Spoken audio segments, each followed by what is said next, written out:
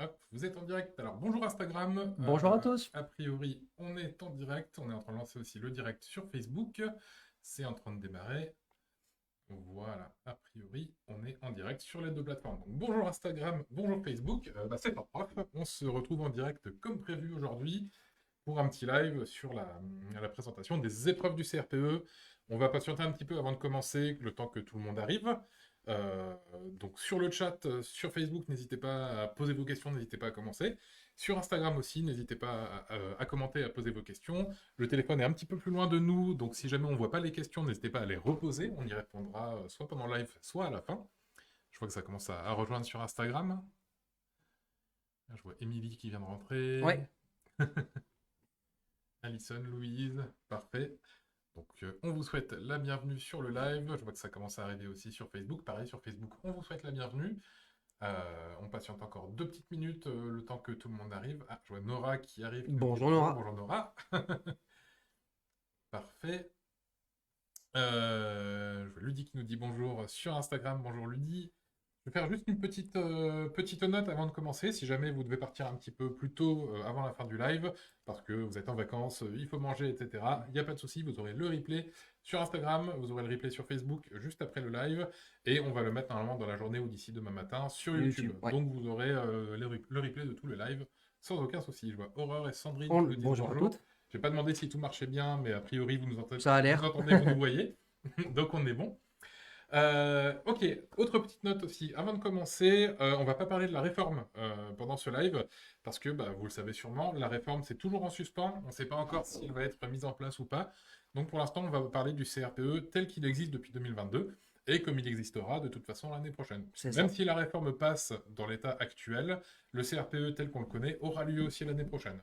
Donc toutes les infos que vous avez seront valables pour l'année prochaine. Et de toute façon, on communiquera au fil de l'eau dès qu'on en a plus. Mais voilà, pour Voilà, c'est l'instant, ça. Je vois qu'on me pose la question là sur Insta. Si je passe en M1 à la rentrée pour le concours CRPE, est-ce que c'est mieux de le passer en 2026?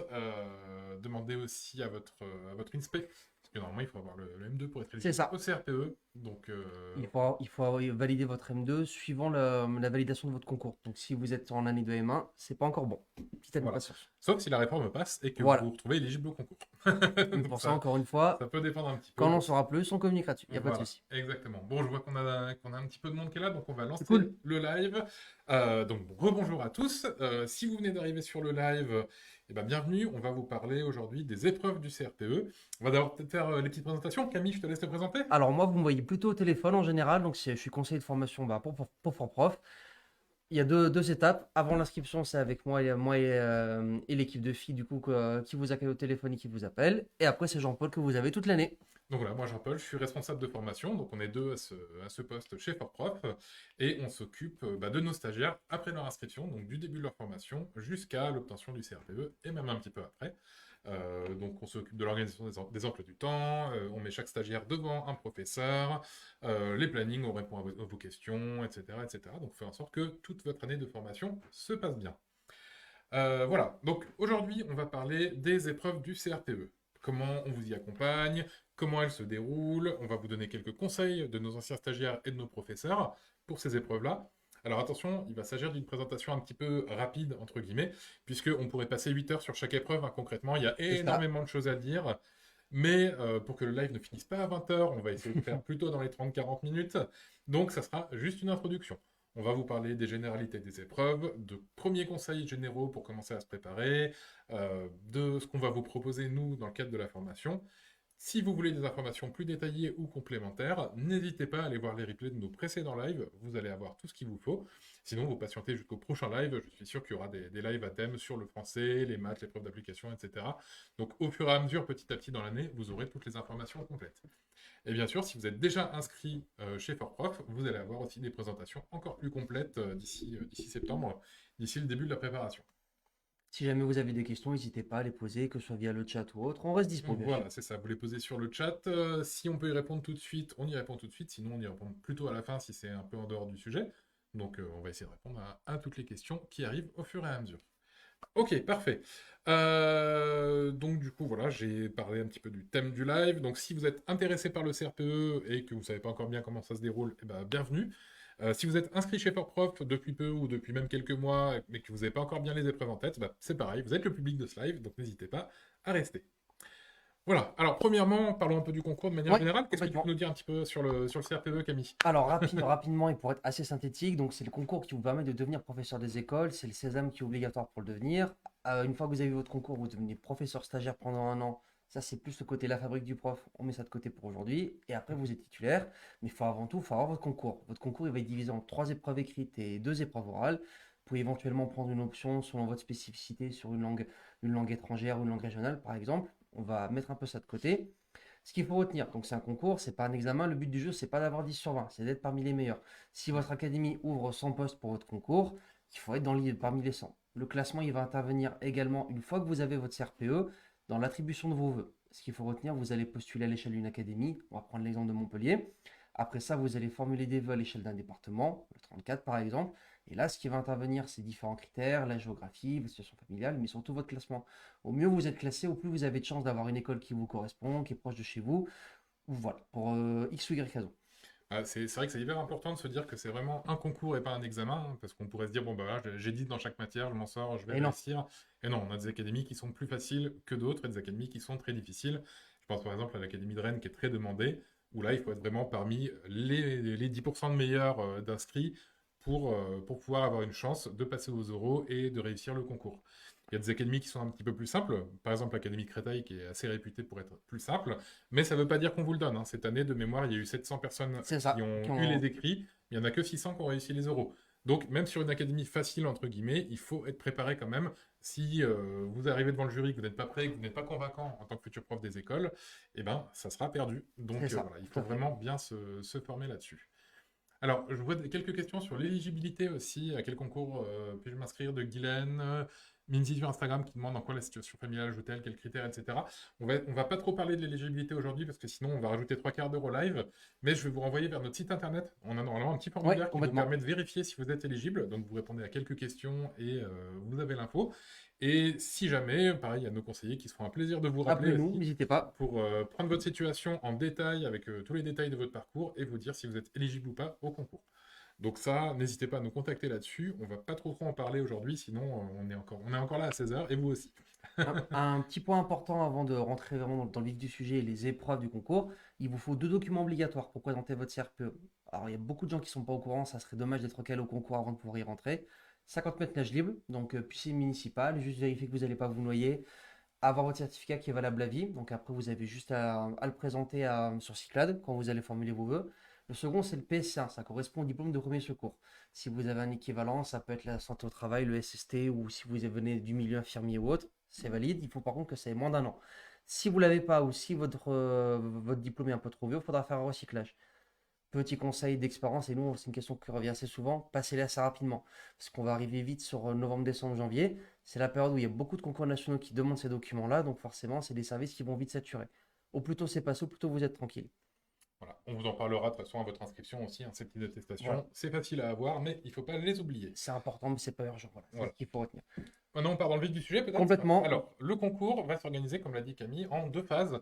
Vous allez avoir, premièrement, une phase d'écrit, donc avec les épreuves écrites qui va se dérouler normalement en avril 2025, avec 3 épreuves écrites. On va en parler dans quelques minutes. Si vous réussissez vos écrits, vous êtes convié aux oraux. Et là, vous avez 2 épreuves orales qui vont se passer plutôt en mai-juin 2025.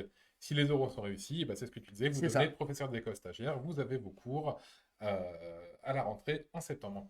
Je vois Julie sur Instagram qui vous demande si les classes formules gagnantes en physique commencent en octobre. Oui, tout à fait. Tout à Première fait. semaine d'octobre, on vous donnera les détails à votre inscription ou lors de votre appel avec nos conseillers en formation. Mais ça commence début octobre, effectivement. Un point qui est important là, avant qu'on rentre vraiment dans le vif du sujet, il y a des notes éliminatoires. Alors évidemment, le but du jeu, c'est d'avoir les meilleures notes possibles, mais surtout, il ne faut pas avoir 5 ou en dessous. Si j'ai 16 en français, 16 en mathématiques, 4 à l'épreuve d'application, ça passe pas, par exemple. D'où l'intérêt justement de ne pas faire de concessions, de ne pas faire de sacrifices. Il faut vraiment préparer toutes vos épreuves sans Voilà. discrimination. Voilà, on essaie de ne pas faire d'impasse, effectivement. Alors, cela dit, on sait qu'il y a souvent une matière qui est la bête noire de C'est certains ça. stagiaires. Et on a vu des stagiaires réussir le concours en ayant, par exemple, 10 en maths et 17 en français, 17 en épreuve d'application. Ça se fait, mais ça ne veut pas dire qu'il faut faire l'impasse sur une des matières. Parce que si vous avez en dessous de 5, c'est fini. Et même si vous avez de très très bonnes notes aux autres matières, malheureusement, le 5 vous éliminera. Donc les épreuves écrites, c'est 3 disciplines. Vous allez avoir 3 épreuves écrites, le français, les maths et ce qu'on appelle l'épreuve écrite d'application. Ces 3 disciplines sont coefficient 1, donc vous avez une note sur 20, quoi qu'il arrive, et chaque épreuve durera 3 heures. Donc en général, ça se fait sur 2 heures, hein. Vous aurez une épreuve le matin, le premier jour, de 3 heures, une épreuve l'après-midi du premier jour, et une épreuve le deuxième jour. Ça vous fait 9 heures d'épreuve en tout en 2 jours. Et c'est du coup vos épreuves écrites. Alors je vois quelques questions Possibilité sur que... Instagram avant que ça disparaisse. Quelle est la date limite pour s'inscrire à la formation? Il n'y a pas de date limite. Si vous inscrivez maintenant, vous pourrez commencer tout de suite les révisions et ça vous mettra en avance pour la rentrée. Si vous inscrivez en octobre, bah, il n'y a pas de souci. Tous vos modules de révision resteront ouverts, il n'y a pas de problème. Alors, il y a une question par rapport au tarif étudiant et fait de payer en plusieurs fois. Oui, c'est cumulable, l'un n'empêche pas l'autre. Pour Voilà. ce qui est de l'épreuve de français, donc du Alors voilà, coup, on va parler maintenant un petit peu des épreuves voilà. en général. On va arrêter un petit peu les questions générales et on va parler des épreuves plus en détail. Alors le Donc, français. donc l'épreuve, elle s'articule autour d'un texte qui va faire globalement entre 400 et 600 mots. C'est une moyenne, donc ça, c'est toujours sujet à changement.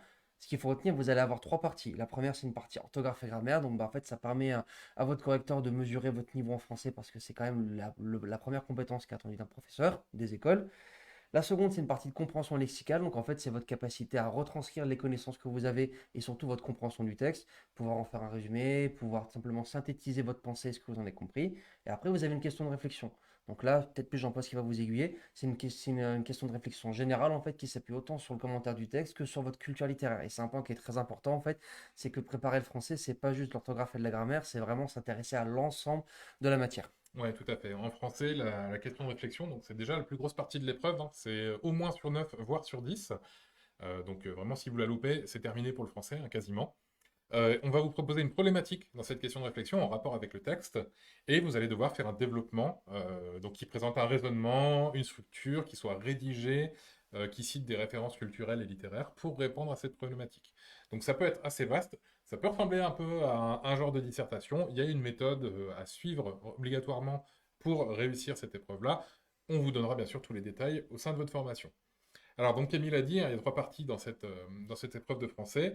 Ce qu'on va vous conseiller, alors là, je vais vous donner quelques conseils à la fois de nos professeurs, mais aussi d'anciens stagiaires de cette année, de l'année dernière, qui étaient à votre place, à la place où vous serez d'ici quelques mois, qui ont vécu l'épreuve de français. Premier conseil important, c'est qu'il va falloir se préparer à répondre précisément aux questions. Par exemple, si vous avez une question sur la nature d'un mot et que vous répondez la nature et la fonction, eh ben c'est hors sujet, vous C'est perdez ça. des points. Si on vous pose une question sur la fonction, que vous répondez la nature, pareil, c'est hors sujet, vous perdez des points. Donc il va falloir vraiment être précis sur vos réponses, il va falloir être précis sur les notions que vous utilisez. Donc pour ça, bah, il va falloir bien se former, hein, bien insister sur certaines des notions et reprendre des bases de français qui sont peut-être oubliées depuis le temps où on était à l'école. De toute façon, c'est un retour qu'on a souvent de la part des stagiaires qu'on a eu qui ont eu leur concours et évidemment de nos professeurs, c'est qu'au début de préparation, on a envie de trop en dire. On a peur de passer à côté d'une notion ou justement d'une réponse. Alors justement, avec le temps, les réponses s'aiguisent et comme l'a disait Jean-Paul, on répond précisément à la question et on évite de faire du hors-champ. Voilà, Non tout à seulement fait. pour ne pas perdre de points, éviter de tomber dans le hors-sujet et surtout perdre du temps, parce que mine de rien, c'est des épreuves qui passent assez vite. C'est ça. Deuxième conseil principal de nos stagiaires et de nos professeurs aussi, qui sont correcteurs du concours, hein, c'est de connaître parfaitement la méthodologie pour répondre à la question de réflexion. Puisque cette question, elle est quand même standardisée, structurée, et il faut respecter une certaine méthodologie avec une intro, une conclusion, différentes parties, etc., si vous voulez avoir les points. Si vous ne respectez pas cette méthodologie, même si votre réflexion est intéressante, que vous avez les références culturelles et littéraires, vous risquez de perdre des points. Donc ça, on en parle un petit peu plus en détail. Et je me souviens qu'on avait fait un live en février avec une professeure, une forte professeure correctrice, qui était Frédéric, me semble-t-il. Tout à fait. Donc si vous allez sur notre chaîne YouTube d'ici à la fin février, je pense qu'il y avait un replay là-dessus, si ça vous intéresse, les détails de la méthodologie de la question de réflexion. C'était même un corrigé d'une question de réflexion. Sinon, par contre, bien sûr, on va vous former à ça, hein, j'en parlais un petit peu tout à l'heure. Et le dernier conseil, en tout cas un des derniers conseils qu'on partage pour aujourd'hui de nos stagiaires sur l'épreuve de français, il a l'air évident, mais il faut qu'on le rappelle, soyez extrêmement vigilants sur Orthographe. l'orthographe et la grammaire. Alors, on se doute hein, qu'on est dans une épreuve de français, il faut éviter de faire trop de fautes d'orthographe, sauf que au niveau des barèmes, trop de fautes d'orthographe, ça peut se traduire par -2, voire -3 points à l'épreuve du Sur une épreuve concours. sur 20, ça peut coûter cher, Sur une complètement. épreuve sur 20, ça peut coûter cher. Et au CRPE, on a toujours des candidats qui, malheureusement, manquent une des parties du concours à un demi-point près. Donc vraiment, quelques fautes d'orthographe, pas vues, pas corrigées, pas relues, ça peut vous coûter le concours. Donc soyez extrêmement vigilants. En plus, pendant l'épreuve de français sur l'orthographe. Voilà, alors j'enchaîne sur une petite partie de notre accompagnement, du coup, en français, hein. Qu'est-ce qu'on vous propose, nous, pour vous former concrètement en français? Pareil, je ne vais pas vous décrire toutes les formations en détail parce que on est là C'est jusqu'à très 15 long, ouais, heures sinon. exactement. Mais vous allez avoir premièrement une remise à niveau complète en français. Une remise à niveau qui va se dérouler en deux phases. Vous allez avoir les bases, donc l'équivalent de la orthographe grammaire, hein, C'est ça. niveau collège, l'équivalent du Becherel en gros. Puis vous allez avoir toute une partie approfondissement où vous allez monter petit à petit en compétences jusqu'au niveau CRPE. On va vous proposer aussi une formation complète sur la question de réflexion. Donc la question de réflexion, on en a pas mal parlé tout à l'heure, elle est très importante, et donc on va vous fournir un livret méthodologique complet sur la question de réflexion, toute la méthode, comment rédiger son introduction, comment prévoir son plan, etc. On va vous fournir aussi un module de culture littéraire pour en apprendre un peu plus sur la culture littéraire, avoir des références supplémentaires, on va vous proposer des fiches de lecture, que vous puissiez multiplier vos références justement, et que vous puissiez répondre à cette question de réflexion de manière pertinente, quel que soit le thème qu'elle vous proposera. À côté de ça, vous allez avoir donc des sujets type concours qui sont remis au goût du jour chaque année. L'idée, encore une fois, c'est de mettre en application vos connaissances dès le début de la préparation et ça va vraiment commencer de début octobre jusqu'à fin avril, début mai. On n'est pas dans une logique d'avoir un bon bulletin, d'avoir des bonnes notes. L'idée, c'est de vous confronter très tôt au niveau du concours. Donc forcément, au début, on peut être un peu désarçonné parce qu'on ne se sent pas prêt. Personne ne l'est dès le début, hein. C'est l'idée d'une préparation justement et de vous forger pour ce concours. Par contre, l'idée, comme l'a dit Jean-Paul, c'est que vu qu'il y a une vraie montée en compétences, qu'il y a une vraie hiérarchisation de votre progression, forcément, au fur et à mesure de l'année, vous allez aiguiser votre propos, être de plus en plus précis, maîtriser votre durée et la qualité de vos réponses, et vous serez prêt le jour J. C'est ça le plus important. Voilà, c'est ça. C'est vrai qu'on en parle souvent dans nos préparations, des 50 sujets type concours de Fort Prof. Là, on est dedans, hein, vous allez avoir 10 sujets type concours en français. Ils auront chacun leur texte sur un thème différent. Ils auront chacun leur question de réflexion différente avec un corrigé complet derrière. Donc, selon la formule que vous choisissez, vous allez pouvoir soit présenter vos réponses directement à votre professeur et à votre groupe de travail, soit regarder un live avec une correction et vous auto-corriger, soit envoyer des devoirs directement à un professeur. Et quoi qu'il arrive, dans la plupart de nos préparations, on a aussi des entraînements où vous aurez un sujet à faire voilà, en 3 heures avec une question de réflexion dans les conditions du concours. Vous envoyez tout ça à un professeur et vous recevez en échange un corrigé, des détails sur ce que vous avez fait, ce que vous avez bien fait, mal fait, et un commentaire vocal de au moins 10 minutes vraiment sur votre copie, plein de conseils, etc. de votre professeur, que vous pouvez d'ailleurs contacter après si vous avez des Oui, questions. complètement. Donc on va vous former de manière complète à plusieurs questions de réflexion pour que vous ayez plein de billes là-dessus. Et on va vous former aussi à la méthodologie pour que, quel que soit le thème abordé, vous puissiez trouver vos références littéraires, trouver votre aisance, faire votre plan et faire quelque chose de réussi, hein, tout simplement. On Euh, passe à l'épreuve qui fâche. ouais, tiens, mets-toi un tout petit peu sur la droite, peut-être Alors, hop, je tu vais me sors du décaler un champ peu. Facebook. Tac. Hein. Hop, Faut voilà. pas que tu Pourtant, je reprends disparaisses de de la place, Facebook. c'est ça. On est bon.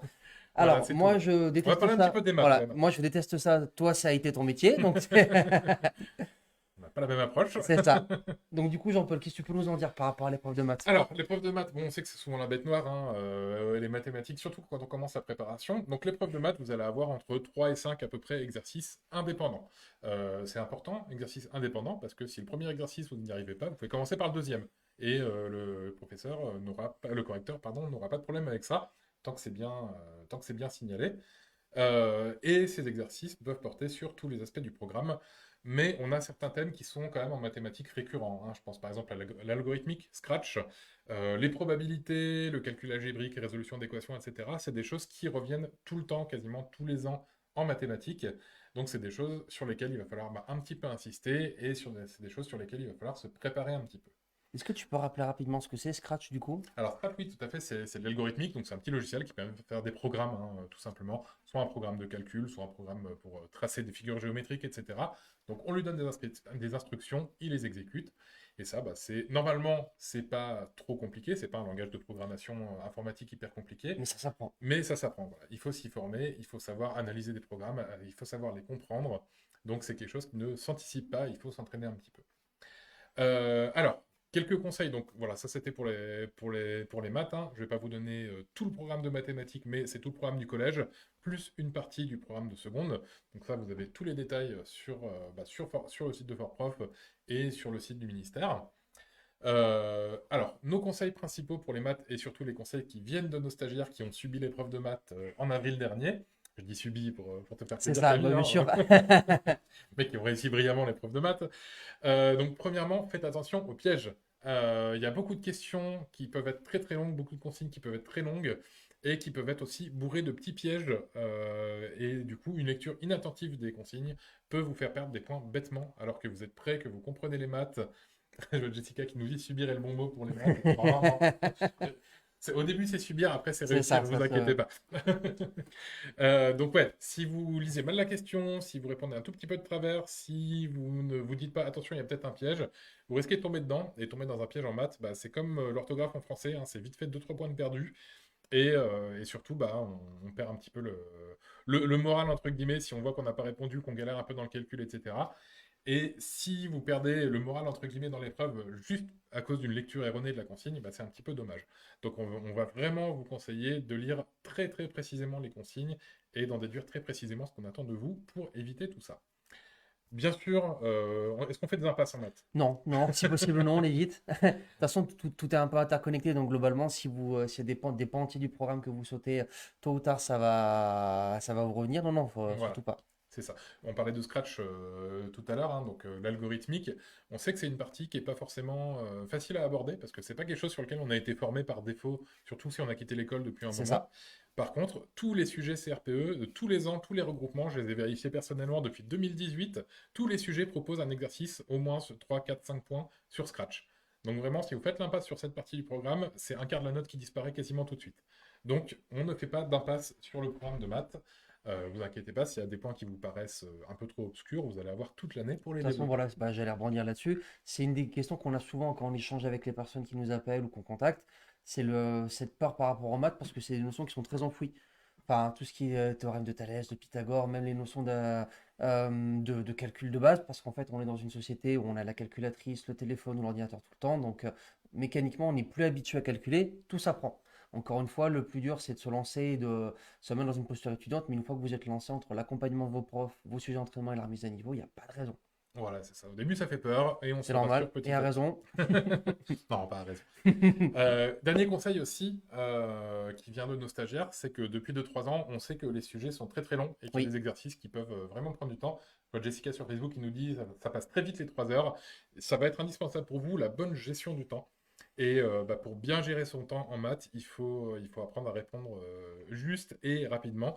Donc il n'y a pas de secret pour les maths, il faut pratiquer. c'est ça. Donc il va falloir toute l'année faire et refaire des exercices pour développer vos automatismes et pratiquer un petit peu. Ça vous permettra de bien gérer votre temps lors du concours et du coup de gagner le maximum de points possible. Je vous rappelle qu'on n'est pas là pour voilà, réussir ou pas un exercice, on est là pour gratter le maximum de points possible, hein, c'est l'objectif du concours. Alors au niveau de notre accompagnement, peut-être on va en parler un petit peu. Donc j'avais parlé tout à l'heure de la remise à niveau complète en français, et ben même chose en maths, hein. On vous proposera une remise à niveau complète en mathématiques, qui a été d'ailleurs Toute relue très fraîche, voilà, récemment, toute fraîche. exactement. Elle a quelques heures, elle vient d'être Euh, terminée. la nouvelle version de la remise à niveau de maths est sortie ce matin pour nos stagiaires. Donc c'est tout frais, c'est tout beau, c'est tout remis au goût du jour. Vous allez avoir aussi des cours de soutien qui ont été tournés l'année dernière, donc vous aurez tous les replays des cours de soutien que vous pourrez consulter. Donc l'idée c'est que si la remise à niveau de maths vous paraît un petit peu difficile parce que les maths c'est loin pour vous, c'était il y a 20 30 ans, vous allez avoir des cours de soutien qui reprennent vraiment les bases vulgarisées, on repart vraiment à la base de la base. Et du coup, vous allez pouvoir vous remettre un petit peu à niveau pour aborder la remise à niveau après sereinement. Donc ça va se faire. C'est quelque chose qui va vous accompagner toute l'année. Et toute l'année, vous allez pouvoir revenir sur la remise à niveau pour vérifier des choses, pour monter en compétences, refaire des petits exercices, etc. Alors, on avait parlé de sujets type concours Ouais. en français. Est-ce qu'on a les mêmes en Ah maths? bah c'est la même méthode et c'est la même efficacité complètement. C'est la même démarche, donc du coup vous allez être confronté tout au long de l'année à différents sujets type concours en maths sur l'ensemble des matières qui sont au programme, sur l'ensemble des cycles du coup. Donc petit rappel, hein, ça va autant de la petite section jusqu'à la fin de troisième, début de seconde. Donc c'est très large. Et justement l'idée c'est qu'en variant les sujets, les différentes notions et les différentes matières de pratiquer, vous serez prêt le jour J. Voilà, et quoi qu'il arrive, à chaque fois que vous faites un sujet type concours, vous aurez de toute façon une correction, C'est ça. une correction type, et à chaque fois aussi, selon votre formule, vous aurez soit la correction de votre professeur, soit un live que vous pourrez regarder pour vous autocorriger, soit directement vous aurez parlé du sujet pendant vos cours si vous êtes en gagnante avec votre groupe et votre professeur. Sachant qu'après, il y aura aussi les concours blancs où là, c'est le même fonctionnement, une correction personnalisée à l'écrit et le retour par commentaire audio de votre prof. Et là, c'est vraiment super parce que vous avez tout le fond et la forme. Est-ce que vos différentes réponses sont structurées? Est-ce que la forme est bonne? Parce que c'est pas parce que c'est un exercice de maths qu'il faut mal écrire ou rendre son propos illisible, il faut que ça reste très clair. Et bien sûr, la qualité de vos réponses. Voilà, tout à fait. Je profite, j'ai une petite question de Julie. Là, j'ai vu passer le mail pour la nouvelle remise à niveau de maths, mais elle n'est pas encore dans mon logiciel. Est-ce que c'est normal? Oui, tout à fait. Ça se met à jour le soir. C'est Donc ça. vous l'aurez demain matin, tout le monde, normalement. Voilà. Et ensuite, ben, en mathématiques, on sait que c'est la pratique qui est importante. Donc à chaque sujet qu'on va vous proposer, on va vous proposer aussi des exercices supplémentaires, ce qu'on appelle le focus, donc des exercices d'anal ou d'autres exercices qui vont vous permettre vraiment d'avoir encore plus de pratique sur des sujets qui sont tombés au CRPE. Donc, on ne va pas juste vous donner des petits exercices, voilà, calculer des parenthèses, calculer des choses, etc. Vous allez avoir des consignes vraiment type CRPE avec leur lot de pièges, leur lot de complexité, etc. Au début, ça déstabilise, mais vous allez voir que quand vous serez devant l'épreuve, vous allez vous dire, ah bah oui, bah ça c'est un exercice que j'ai vu chez Fortprof. C'est ça. Donc l'important, ça va être d'intégrer vraiment le sens des consignes et de pouvoir ouvrir les bons tiroirs dans votre cerveau pour savoir quel chapitre on utilise, quelle notion on utilise, plutôt que de juste bêtement apprendre les notions et de se retrouver surpris par la complexité des consignes le jour J. Voilà, donc ça c'était un petit focus sur notre accompagnement. Bien sûr, il y a beaucoup plus de choses que ça, hein, qu'on vous proposera en maths et en français, mais on aura l'occasion d'en parler à l'issue de prochains lives.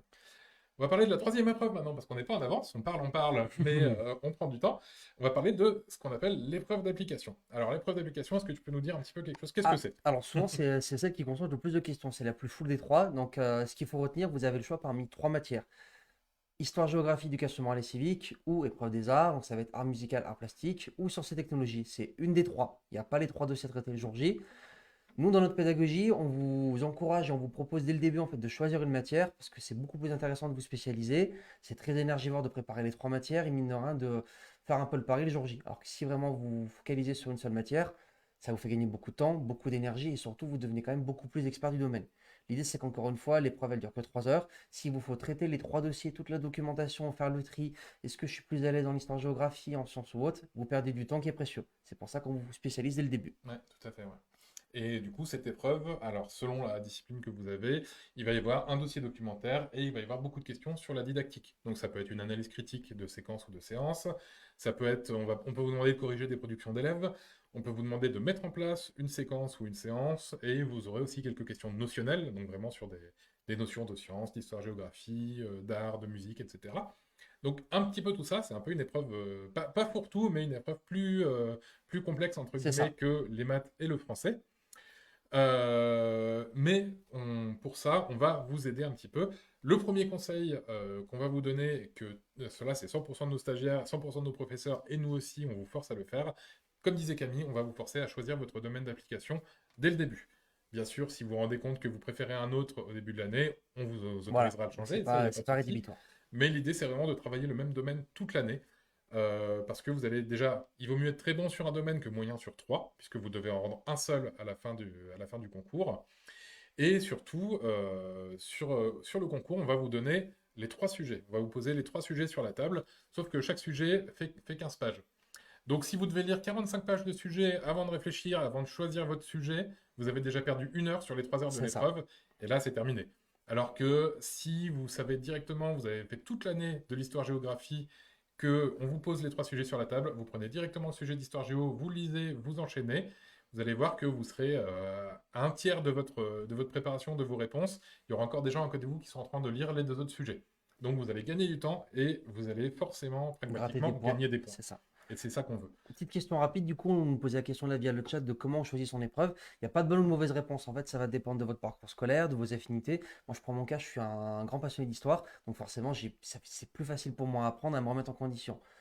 De toute façon, Voilà. en fait, Moi, j'ai fait 9 ans d'études de sciences, donc voilà, donc ma matière, elle est choisie c'est ça, aussi. ça s'y prête plus facilement. De toute façon, en fait, c'est des questions, on est habitué à y répondre parce que, mine de rien, on a aussi beaucoup de parents dans nos stagiaires. Forcément, quand vous faites les devoirs avec vos enfants au quotidien, vous voyez très vite la matière pour laquelle vous avez un peu d'affinité. Et nous, c'est vraiment comme ça qu'on fonctionne. Si c'est plus agréable pour vous, ce sera aussi plus agréable à apprendre. Ouais. Et quoi qu'il arrive, dès que vous rentrez dans la formation, vous avez une petite série de vidéos qui s'appelle Premier pas chez Fort-Prof. Et on a une de ces vidéos justement qui se concentre sur comment choisir son épreuve d'application. Donc on va vous y aider aussi si jamais vous avez un petit doute. Donc là, si je suis bien, on a fait nos trois épreuves, on a eu nos notes. Donc Alors, j'ai normalement, pas fini les conseils, par contre. Tu vas un petit peu vas-y, vite. vas-y, pas complètement. Deuxième conseil de nos stagiaires, c'est que la majeure partie de la note va porter sur la didactique. Donc, c'est-à-dire comment on fait une séquence, comment on fait un cours, comment on corrige une copie, etc. Donc, il va falloir se former en didactique. Et se former en didactique, eh ben, c'est pas forcément le plus simple du monde, hein. Il y a pas de recette magique qui dit bah, je fais A, je fais B, je fais C et j'ai un cours réussi. Non, Paf, pas du tout. ça, malheureusement, ça n'existe pas. Il va falloir apprendre à penser comme un professeur des écoles. Il va falloir vraiment se mettre dans le moule de son futur métier, hein. C'est pour ça que nous on le dit souvent chez Forprof, on ne vous apprend pas qu'à passer le concours, on vous apprend aussi le métier. Et c'est en se formant en didactique, en se formant au métier, que vous réussirez cette épreuve. Bah, on nous pose la question justement, en quoi ça consiste? Donc vous avez vraiment deux pans séparés, la pédagogie du prof et sa didactique. Voilà, tout à fait. En Donc fait, là, c'est la le pourquoi et didactique, voilà, comment concrètement. c'est comment faire apprendre aux élèves, hein, tout simplement, certaines notions, les erreurs qu'ils vont souvent faire, comment concevoir vos séquences et vos séances de cours. Donc ça, c'est nos professeurs qui vont vous en parler. Ils sont beaucoup plus calés que nous, puisqu'ils ont, Beaucoup. pour la plupart, plus de 20 ans d'expérience dans l'éducation nationale. Donc, ils sauront beaucoup mieux en parler que nous, mais effectivement, on va vous apprendre à devenir un bon professeur des écoles, tout simplement. Voilà, alors je vois des questions sur la réforme, le Master MEF. Est-ce qu'on peut les laisser pour la fin du live? Pour l'instant, on est sur les épreuves. On répondra à tout ce qui concerne la réforme. On en a un peu parlé au début. On répondra un petit peu sur On la va réforme. prendre un peu plus tard, il n'y a pas de souci. Voilà. Pareil, je vois Sandrine qui nous demande en art, en deux mots, on peut tomber sur quoi? Bah, ça peut être une séquence, par exemple, d'art proposée par un professeur. Vous devez en faire l'analyse critique. Qu'est-ce qui marche bien? Qu'est-ce qui marche pas? Comment vous auriez changé cette séquence-là? Est-ce que des élèves peuvent faire des erreurs par rapport à ce que le prof a proposé? Comment vous corrigeriez ça, etc., etc. Ça peut être ça. Ça peut être aussi, bah voilà, tel thème, préparer une séance de cours voilà, sur ce thème-là, quel choix pédagogique vous faites, comment vous les justifiez, etc. Donc ça peut tomber sur tout ça. C'est pour ça qu'il faut bien se former sur la didactique de manière générale. Alors notre accompagnement en épreuve d'application, et bah, comme d'habitude, on vous proposera une remise à niveau aussi complète. Sachant que là, la remise à niveau, comme je l'ai dit, le notionnel, c'est pas la plus grande partie de l'épreuve d'application. Donc la remise à niveau, il faut plutôt voir ça comme une culture générale sur le domaine. L'important, ça va être vraiment de suivre les conseils de vos professeurs sur la didactique. Ouais. C'est ça qui va vous faire devenir un bon professeur des écoles. Bien entendu, vous retrouverez aussi, comme on disait tout à l'heure, des sujets type concours en épreuve d'application. Donc vous allez pouvoir faire des sujets, répondre à des questions en vous mettant une contrainte de temps comme au concours et avoir des corrections complètes de vos réponses par un professeur qui s'y connaît. Voilà, alors effectivement, là on a fini sur les trois épreuves écrites. Ouf. Est-ce que Euh, c'est tranquille du coup? Là, normalement, c'est bon pour le concours, je crois pas. Eh Normalement, non, c'est non, pas bon pour le concours c'est ça. malheureusement. On a encore une barrière à passer, c'est la barrière de l'oral. Et c'est Donc celle qui si qui fera qui si fera vous avez toute la votre concours ou différence. non, Ouais. exactement. Donc, si malheureusement vous n'avez pas eu suffisamment de points aux écrits, vous ne serez pas convié aux euros. Par contre, si vous avez eu assez de points, vous irez aux euros, en général mai-juin, et là vous allez avoir deux épreuves différentes sur les euros. On va en parler en détail, mais on garde toujours nos mêmes conditions, Complètement, c'est-à-dire que la note éliminatoire, donc on ne fait pas d'impasse, hein. Si on a un c'est zéro ça. quelque part, malheureusement ça ne passera pas. Par contre, ces deux épreuves de l'oral vont être un petit peu différentes puisque la première épreuve aura coefficient 4, la deuxième épreuve aura coefficient 2. Vous aurez des notes sur 40 et sur 80 pardon, et sur 40. C'est ça. C'est-à-dire que les euros représentent les deux Tiens, tiers de la note du concours. petit Donc si vous avez rappel, réussi les écrits, épreuve écrite 60 points, 20 points de voilà. chaque. Donc après, comme tu le disais, 120 points pour les euros. C'est Voilà, c'est déterminant. ça. Donc les euros sont vraiment déterminants dans le sens où si vous avez 20 sur 20 à tous les écrits mais que vous loupez vos euros, vous allez louper les deux tiers de la note aussi. Donc ça va conditionner des choix pédagogiques qu'on fait chez Forprof, dont on va vous parler un petit peu plus tard. Mais voilà. Les conseils généraux, nous, c'est déjà de se préparer aux euros Tout au dès long le de l'année. début. Ouais, Puisque si vous passez les écrits en avril et que vous avez les euros mi-mai, comme c'est le cas dans certaines académies, par exemple Lille, ça vous fait un mois et demi pour vous préparer aux deux tiers du concours. c'est C'est très petit. dangereux de miser, voilà, comme disait Voilà, Jean-Paul, c'est 120 risqué. points sur un petit mois, c'est très très compliqué. Voilà, c'est ça. Et l'objectif général des euros, attention, ça va pas être de réussir une épreuve, réussir une présentation, ça va être de convaincre le jury. Imaginez ça comme un entretien d'embauche. Si le jury est convaincu que devant eux, ils ont un bon professeur des écoles à qui ils confieraient bien leurs enfants en septembre, alors c'est gagné. C'est ça. Si le jury n'est pas convaincu, ils vont vous mettre une note assez basse pour vous dire bon bah c'est pas encore ça, revenez l'année prochaine. Donc attention, but du jeu toujours c'est de convaincre de vos compétences et de votre maîtrise disciplinaire et pédagogique en tant que prof des Et écoles. on en revient à ce que tu disais juste avant avec la didactique de l'épreuve d'application qui se retrouve aussi sur les euros. Voilà, ça on va en parler un petit peu. Je te propose qu'on parle de la première épreuve orale du coup, Donc, c'est qui est l'épreuve de leçon en l'épreuve de français et en leçon. mathématiques. Donc là, en fait, ce qui va être évalué, comme l'a dit Jean-Paul, c'est votre capacité à soutenir votre pédagogie, à préparer une séquence, une en français, une en mathématiques, et bien sûr à pouvoir soutenir votre pédagogie, l'expliquer et rebondir aux différentes questions du jury. Encore une fois, le but du jeu, c'est que le jury sache à la fin de l'entretien, est-ce qu'il ou elle est prêt à devenir prof. Voilà, vous allez avoir 2 heures de préparation pour cette C'est épreuve-là. ça. C'est On une va vous grosse charge de donner travail. un sujet de maths, un sujet de français, préparer une séquence en maths, préparer une séquence en français. Donc 2 heures de préparation, suivi d'une heure d'oral. Comme le disait Camille, vous allez devoir montrer au jury votre maîtrise disciplinaire, vos compétences pédagogiques, comment vous avez préparé votre séquence, quel choix pédagogique vous avez fait. Et ensuite, bah, vous allez avoir un entretien suite à votre exposé. Donc, ça, on part sur la partie conseil de nos stagiaires et c'est très très important. Ce qu'il va falloir être préparé à faire, c'est à défendre vos choix pédagogiques. Il y a des jurys qui vont essayer de vous titiller. Mais pourquoi est-ce que vous avez fait ça? Pourquoi est-ce que vous avez choisi ceci? Est-ce que vous n'auriez pas pu faire autrement, etc. Il faut être prêt, en tant que prof des écoles, à justifier ses choix pédagogiques. Attention, pas n'importe comment, mais voilà, j'ai fait ce choix pour ma séquence parce que ceci, parce que cela, parce que dans les compétences, à cet âge-là, à cette classe-là, on attend ceci, cela, etc. Vous voyez, vous justifiez vos choix en tant que professeur des écoles professionnelles. Ok. C'est très très important parce que si le jury voilà, se rend compte que bah, vous avez fait quelque chose de un petit peu bateau et que vous n'avez pas trop compris pourquoi vous le faites, bah, c'est terminé, quoi qu'il arrive. Par contre, il va quand même falloir être adaptable pour rebondir aussi sur les observations du jury.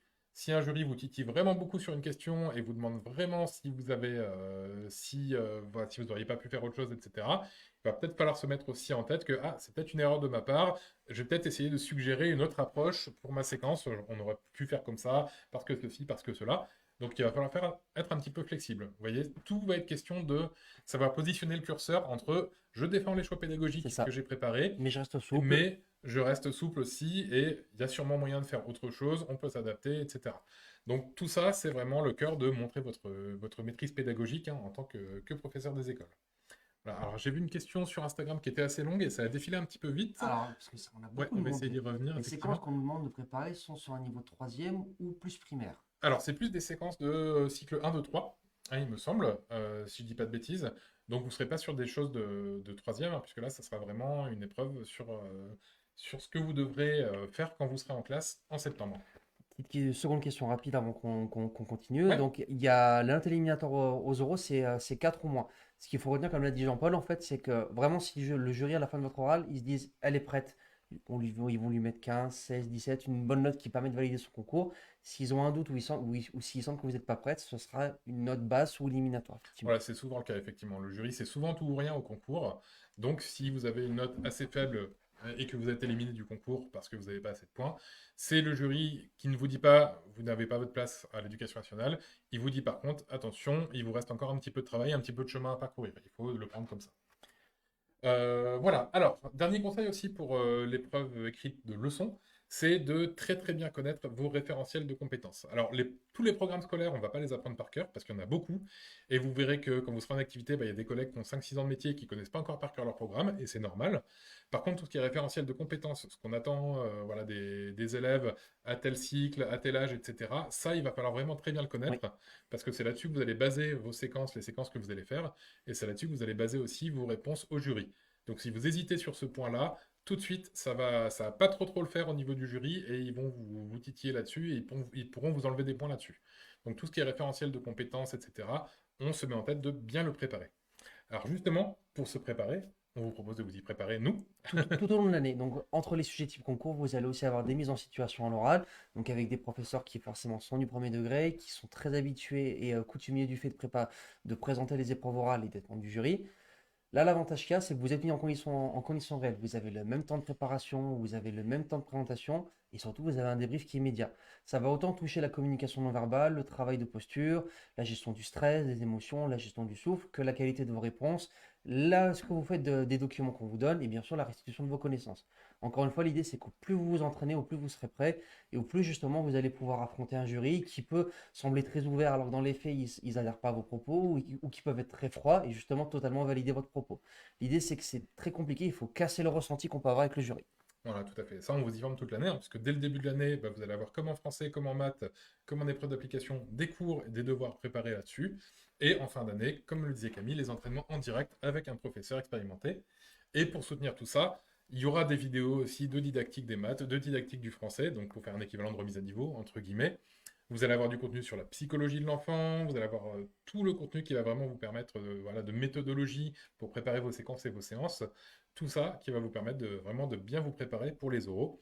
Et en plus, l'avantage de préparer les oraux en même temps que les écrits, c'est que tout ce que vous apprenez en didactique pour la leçon de français et la leçon de maths, c'est des connaissances didactiques qui peuvent se transposer à l'épreuve d'application C'est aussi. ça, tout à fait. Donc même si vous révisez un truc pour l'oral, ça vous servira aussi pour une partie de l'écrit. Ça, faut vraiment le garder en tête. La synergie comme ça, c'est important. Le concours, c'est un tout. C'est pas 5 épreuves séparées. Petit bonus, pendant votre préparation, vous avez aussi une convention de stage. Vous pouvez faire jusqu'à 6 semaines de stage entièrement modulable, une journée, une demi-journée, une semaine, c'est selon vos dispos et ce dont vous convenez avec l'école dans laquelle vous allez faire votre stage d'observation. C'est une vraie mine d'or parce qu'en fait, vous voyez des professeurs au quotidien mettre en place leur pédagogie, préparer leurs séquences et animer leur classe. Et encore une fois, c'est un métier, tout s'apprend, personne ne n'est prof, on le devient. Et le fait de voir des profs de différents niveaux, que ce soit de la petite section, du CM2 ou autre, soutenir devant leur classe et préparer leurs leçons, ça vous prépare aussi aux oraux. Et c'est hyper important de se projeter là-dessus. Voilà, surtout l'oral de leçon, ouais, ça va être important de faire des stages. On en parlera à l'issue du prochain live, hein, des Oui, stages, ça, il n'y a pas de souci. Je vois qu'il y avait des petites questions qui tourné sur le référentiel de de compétences. compétences. C'est téléchargeable sur le site du ministère, C'est effectivement. On vous donnera pareil tous les liens quand vous serez inscrit sur les forums pour la trouver facilement. second oral. Et on passe sur la dernière épreuve Ouais. du CRTE, second oral, qui concerne l'EPS et la CSE. Alors, est-ce que tu nous en parles un petit peu? Déjà, Ah, c'est quoi la CSE? Alors la CSE, c'est la connaissance du système éducatif. Voilà, c'est pas Donc, forcément évident pour alors, quand on n'est pas c'est ça, c'est pas dans le forcément. milieu. Alors, on vous demande pas forcément d'avoir fait une fac de droit pour pouvoir répondre à ces questions, mais voilà, ça va être des questions et un thème en fait, c'est tout l'environnement de l'école. Les différents niveaux de hiérarchie, les différentes procédures à suivre, ça peut être sur la lutte contre le harcèlement, le rapport à l'inclusivité, au handicap, les différentes valeurs de la République et de l'école, notamment en termes de laïcité, par exemple du rôle du prof dans l'éducation de ses élèves et sa place en tant que son métier. C'est très large. Tout à fait. Donc ça, c'est le champ de la CSE. C'est vraiment toute la connaissance du système éducatif au sens large. Donc vous allez avoir des notions à absorber là-dessus. Et maintenant, l'EPS, est-ce qu'on va me demander de faire un 100 mètres à l'oral? Alors non, tu peux ranger ton jogging, ça jusque-là. Bon, Par contre, on va te demander de pouvoir justifier de ta pédagogie et surtout de comment tu mets en place une activité physique. ok. Donc voilà, cette épreuve orale de PS de CSE, du coup, elle cumule les deux matières. Vous avez déjà 30 minutes de préparation en EPS. On va vous donner un sujet, une problématique. Ça va être à vous d'élaborer une situation d'apprentissage. Donc l'activité physique qui va servir de support, le champ d'apprentissage, identifier voilà, les limites, la sécurité, etc. Ça sera suivi d'un entretien avec le jury sur votre présentation. Et ensuite, à la suite de l'EPS, vous aurez donc la CSE, où vous devrez tout d'abord faire une présentation de vous-même, de vos motivations, de votre parcours, de ce qui fait que dans votre parcours de vie, dans votre parcours professionnel, ce qui a développé vos compétences de prof des écoles. Et tout simplement, c'est un petit peu ça le mini-entretien d'embauche, en fait. Complètement. Voilà, convaincre le jury que vous avez développé au cours de votre carrière, au cours de vos études, des compétences qui sont transférables à l'éducation nationale et des choses qui font de vous des bons profs des écoles. Voilà, par exemple, alors, on a des stagiaires qui sont en reconversion, la plupart de nos stagiaires le sont, qui viennent de milieux un petit peu différents, mais ça ne veut pas dire que les compétences ne sont pas transférables. Voilà, imaginons, j'ai travaillé 30 ans dans une banque, j'ai appris à être patient, à être ordonné, à travailler en équipe. C'est des choses qui sont hyper importantes aussi dans le milieu scolaire. L'idée, encore une fois, c'est que votre jury puisse répondre à la question à la fin, est-ce que la personne est prête à devenir prof? Voilà. Donc tout ça, on vous apprendra bien sûr à l'identifier et à vous en servir pendant l'année. Et après cette présentation-là, vous allez avoir du coup des questions, un échange avec le jury, avec des questions d'enseignement, des questions de vie scolaire. Ils vont pouvoir discuter avec vous, analyser un petit peu vos réponses et ce que vous feriez dans telle ou telle situation qui vous arrivera très C'est certainement à ça. partir du mois de septembre. Voilà, donc au préalable aussi, dernière chose, vous avez une petite fiche qu'on appelle fiche de Candidature. candidature à remplir et à renvoyer au jury à l'avance, qui va montrer justement votre parcours, vos compétences, votre parcours professionnel, etc. Donc ça sera important de bien la remplir. On vous montrera bien sûr comment le faire pendant l'année. Alors, est-ce qu'il faut connaître des choses, notamment en EPS? Alors oui, donc déjà le premier prérequis, c'est le plus important, c'est de connaître les APSA, donc c'est les activités physiques Sportive et et artistique. artistiques de votre rectorat. Chaque académie a ses spécificités, ses différences. Encore une fois, il faut individualiser la chose. Je postule pour Montpellier ou pour Toulouse, ce ne sera pas forcément le référentiel. De toute façon, on vous met à disposition toutes ces ressources-là pour pouvoir vous entraîner, pour pouvoir exercer et surtout pour pouvoir répondre aux questions du jury. Il n'y a rien de pire que de ne pas être crédible face à son jury sur ces questions un peu techniques.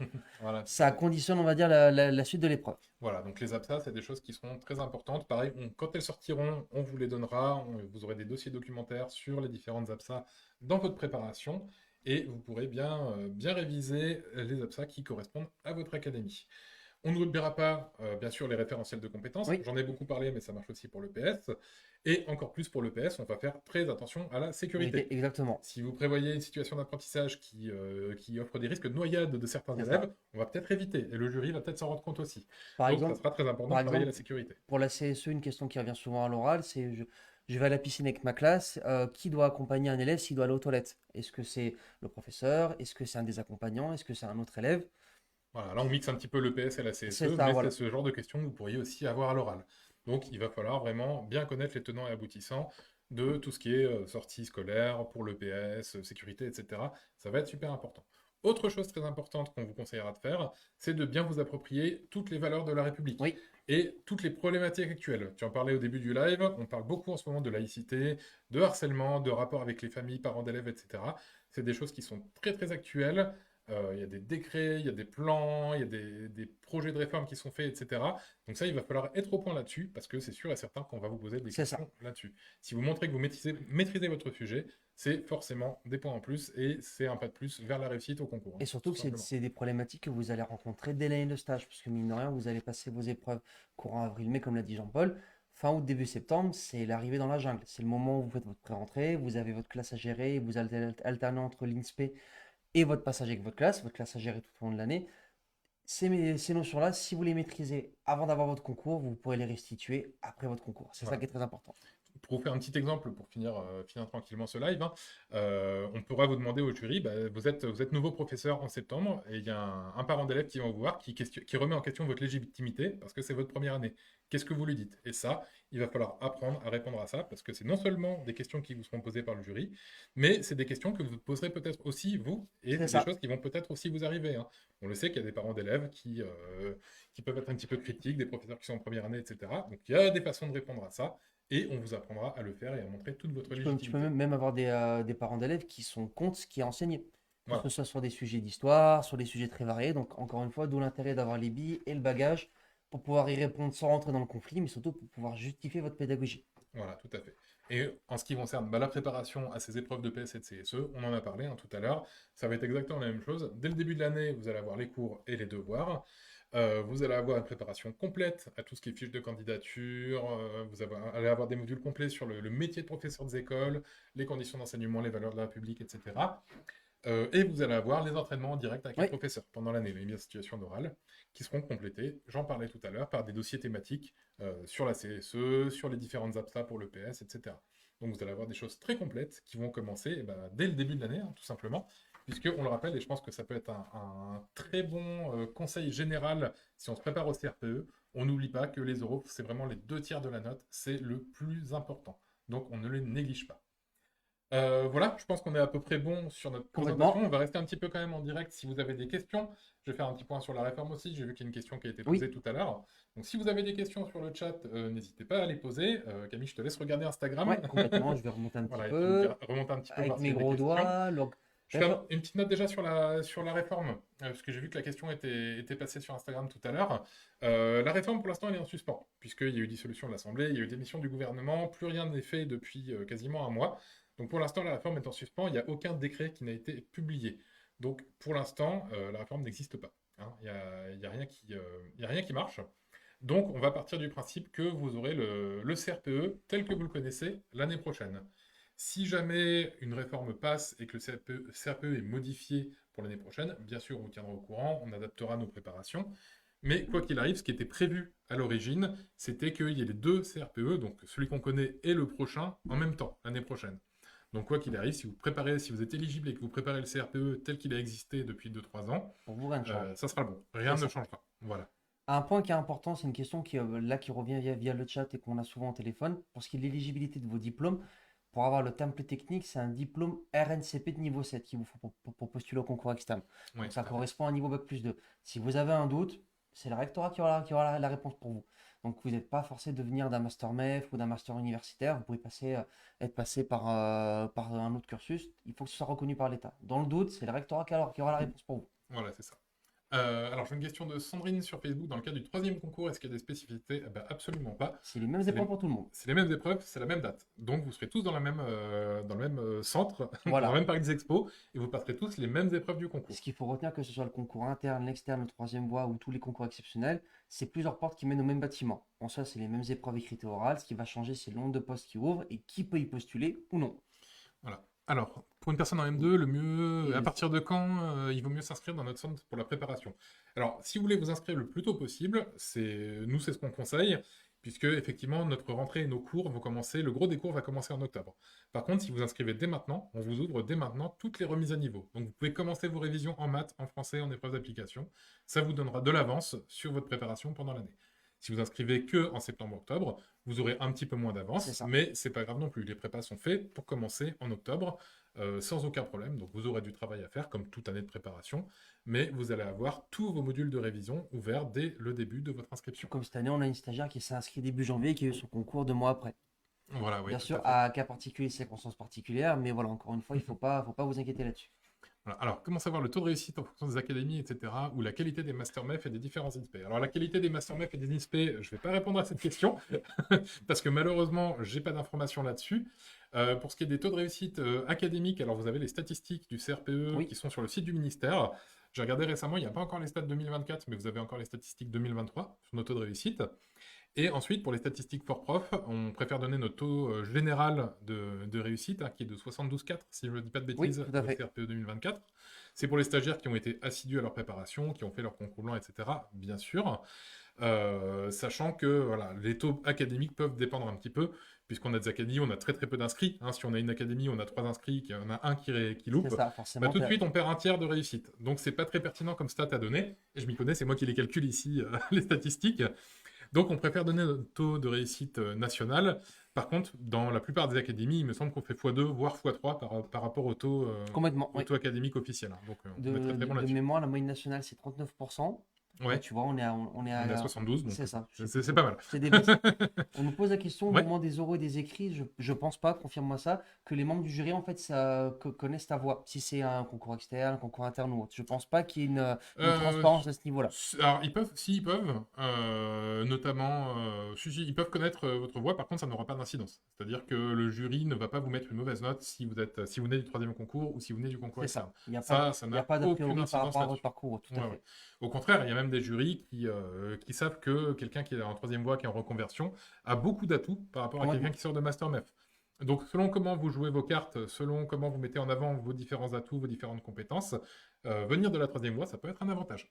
On nous Alors, posait la question de... oui. Ah, on fait que du distanciel? Ah bon? Non, Ah, alors nos préparations sont pas uniquement à distance. Effectivement, on fait du distanciel, donc on fait de la visioconférence, on fait des lives et des replays, mais on fait également des préparations en présentiel, un samedi sur deux, dans un centre en France, donc vraiment dans une salle, un rouleau des salles de séminaire c'est dans des ça. établissements hôteliers, avec des professeurs qui viennent justement en direct, et vous avez cours avec un petit groupe et vos professeurs.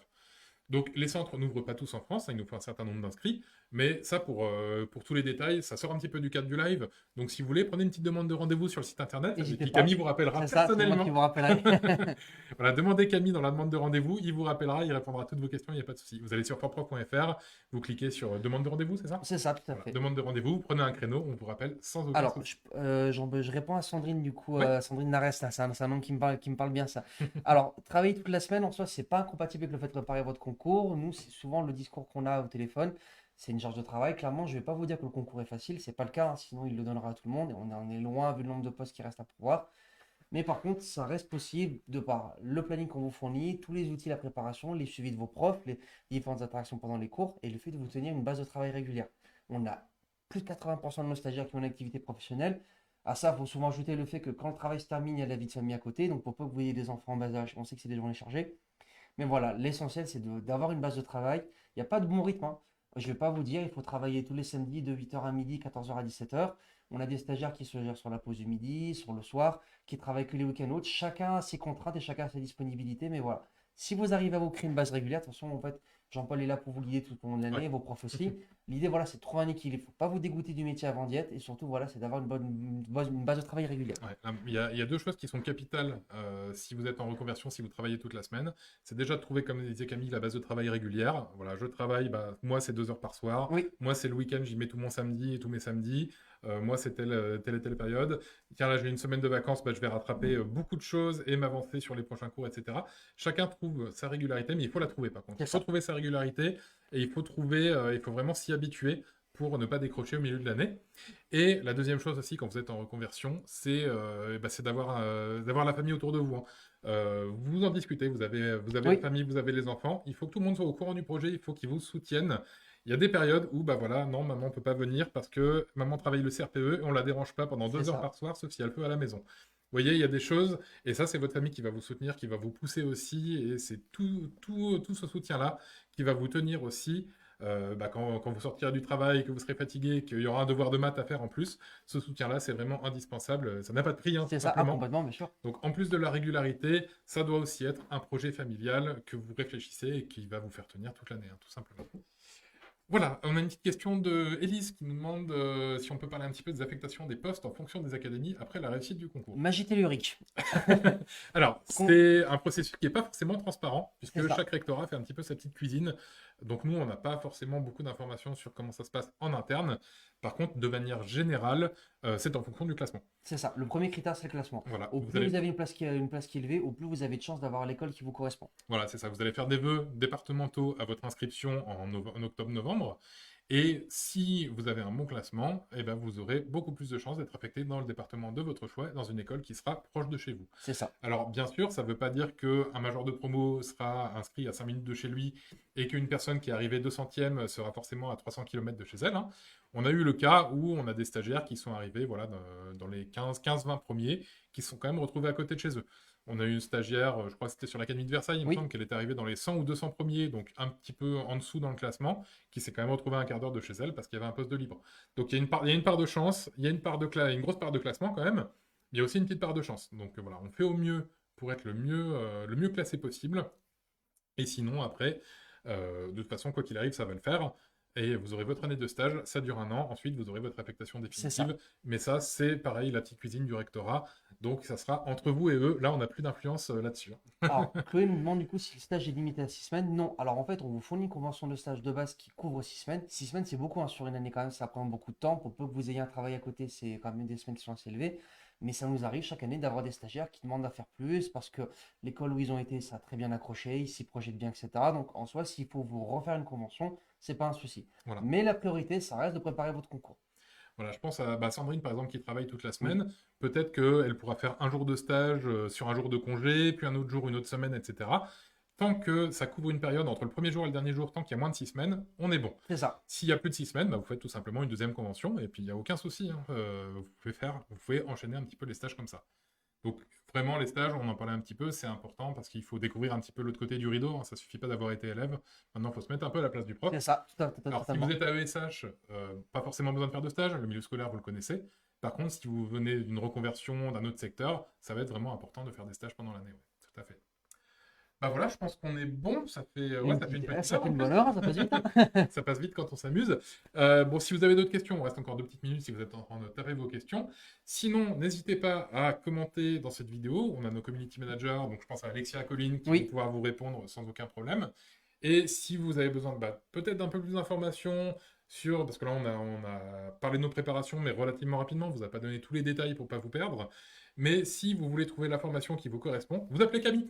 c'est ça, n'hésitez pas. Voilà, vous allez sur siteforprof.fr, vous faites une demande de rendez-vous. Alors, il y a Camille, il y a Juliette, il y a Marine, il y a Shaima qui vont pouvoir vous C'est aider ça. à identifier selon votre parcours, selon votre Et formation, vos besoins, selon vos surtout, exactement. besoins, la formation qui sera la plus adaptée pour vous et qui vont pouvoir aussi vous présenter toutes les modalités de financement, parce qu'il y C'est en a ça, beaucoup. il y en a beaucoup. Mais On peut payer en plusieurs fois, on a les financements CPF, etc. Donc il y a plein de choses qui sont possibles. Et ça, c'est du cas par cas. Donc on va vraiment vous exactement. encourager à faire une petite demande de rappel. Camille et les autres se font un plaisir de vous rappeler tous les jours et de vous présenter tout ça. Alors, Sandrine qui nous demande juste où est-ce qu'on peut voir les annales du CRPE. Alors, si vous êtes déjà inscrite, Sandrine, vous les avez dans le forum sur votre extranet, un Oui. forum qui s'appelle Annales du CRPE, tout simplement. En plus, il y a même les corrigés. Et sinon, vous allez sur le site du ministère. Si vous n'êtes pas encore inscrite, vous allez pouvoir aussi les trouver relativement facilement. Voilà, on va s'arrêter là. On va vous remercier pour votre attention donc sur Instagram ici, sur Facebook ici. Merci beaucoup de nous avoir suivis. Pour ceux qui sont encore en vacances, eh ben, on vous souhaite Profitez de bien. bonnes vacances. Ça, recharger les batteries. Hydratez-vous bien, il fait chaud hein, un peu partout. Faites attention à vous. Et puis pour ceux qui sont en pleine révision, eh ben, bon français, bonne maths, et puis bon courage, hein, Et à tout très vite. simplement. On se retrouve au prochain live. C'est ça. À très vite. Très bonne journée. Merci, au revoir.